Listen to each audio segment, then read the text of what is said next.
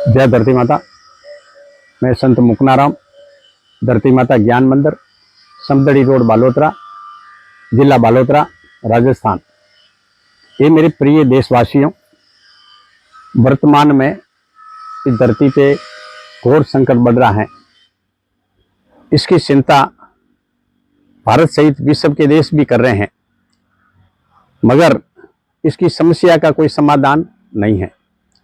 आज मैं हमारे भारत के यशस्वी प्रधानमंत्री महोदय श्री नरेंद्र दामोदर भाई मोदी जी से मैं प्रार्थना करता हूं और मैं जनता से भी निवेदन करता हूं कि मेरा ये संदेश आम जन तक पहुंचे, मोदी जी तक पहुंचे, क्योंकि अभी वर्तमान में मोदी जी राम मंदिर की प्राण प्रतिष्ठा करा रहे हैं, जबकि क्या प्रतिष्ठा कराने से इस देश की समस्या समाधान हो जाएगा? देश में व्यभिचार, भ्रष्टाचार, आतंकवाद, अपराध खत्म हो जाएगा? क्या बीमारियां, रोग वगैरह, आपसी झगड़े खत्म हो जाएंगे? नहीं, क्योंकि इस कुदरत के साथ में जो खिलवाड़ हो रहा है उसको रोकने का जो अधिकार है, हक है, जिम्मेवारी है, वो एक राजा की होती है, जो अभी वर्तमान में हमारे प्रधानमंत्री महोदय राजा हैं।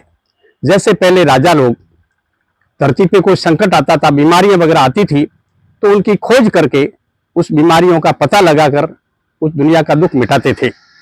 अभी वर्तमान में दिन प्रतिदिन नाना प्रकार की रोग बीमारियां बढ़ रही हैं, लोगों में विकार पैदा हो रहा है, इंसानियत खत्म हो रही है, मानवता शर्मसार हो रही है। क्या ये मिट जाएगा?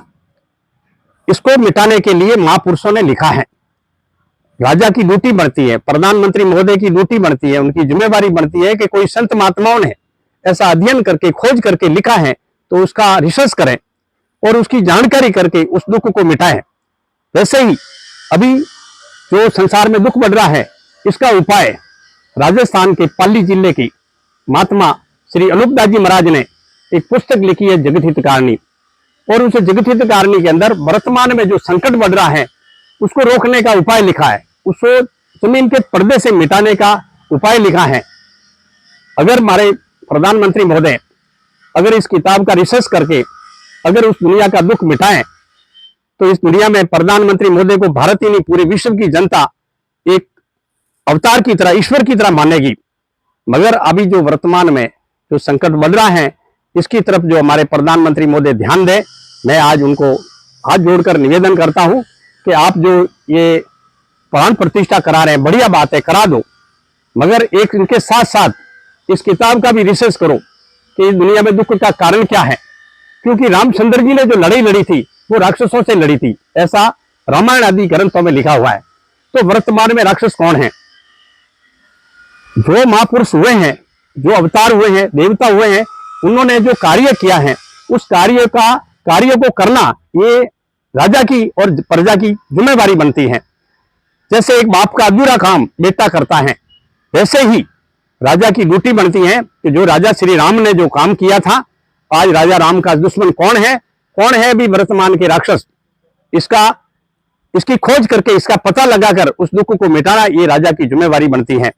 क्योंकि पहले भी धरती पे जो संकट आया था तो राजा महाराजों ने दुख दूर किया था।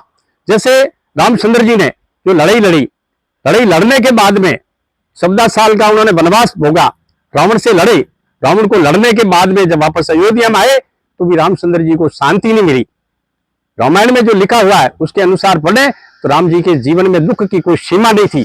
इसलिए मैं आज सभी जनता से और प्रधानमंत्री महोदय से प्रार्थना निवेदन करता हूं, और मैं साधु संत महात्माओं से भी निवेदन करता हूं कि आप इनकी जांच करें कि आखिर इसका दुख का कारण क्या है, कौन है इस धरती पे जो इस तरीके से ये संकट बढ़ाकर ये अपराध बढ़ रहे हैं। आज अपराध रुक नहीं रहे हैं, दिन प्रतिदिन बलात्कार हो रहे हैं, ऐसी घटनाएं घट रही हैं जो देखकर बड़ी शर्म आती है।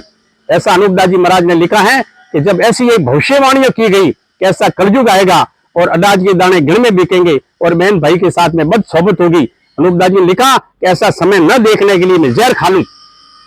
ये मेरे प्रिय देशवासियों, और मैं भारत के प्रधानमंत्री महोदय से निवेदन करता हूं कि आप इस पर गौर करें कि अनूपदास जी महाराज ने लिखा है, उसको अगर आप पढ़कर उसके लिखे अनुसार अगर जांच करें तो मैं आपसे निवेदन करता हूं, वादा करता हूं कि दुनिया में कोई दुख नाम की कोई चीज नहीं रहेगी। इस धरती पे अमन शांति होगी और हर आदमी एक दूसरे को देखकर खुश होंगे, यहाँ तक कि पशु पक्षी भी एक दूसरे को खुश देखकर खुश होंगे।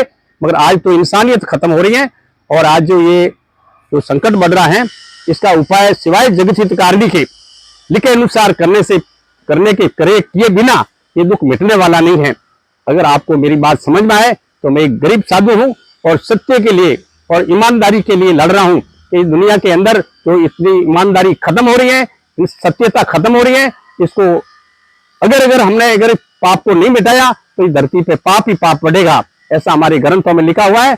और इस धरती पे दुख कौन पैदा कर रहा है, वो भी हमारे सनातन धर्म के ग्रंथों में, वेदों पुराणों में लिखा हुआ है। तो इतना ही मैं कहकर आपसे निवेदन करता हूं और मेरा ये संदेश प्रधानमंत्री तक पहुंचाए कि इस दुनिया के अंदर दुख का कारण क्या है और दुख कौन बढ़ा रहा है। और जगत कहानी के लिखे अनुसार अगर रिसर्च करके उनका अगर अध्ययन करके उस दुख को मिटाए तो इस धरती पे कोई तरह का दुख नहीं रहेगा। मैं इतना ही कहकर देशवासियों से और प्रधानमंत्री महोदय से और साधु संतों से और आम जन से प्रार्थना करता हूं। एक गरीब साधु हूं और सत्यता को बसाने के लिए प्रार्थना करता हूं। अगर मेरी बात पर आप अमल करें तो इस दुनिया में होगा। मैं जो संत महात्माओं की लिखी हुई बात का ही संदेश पहुंचा रहा हूं। जय धरती माता।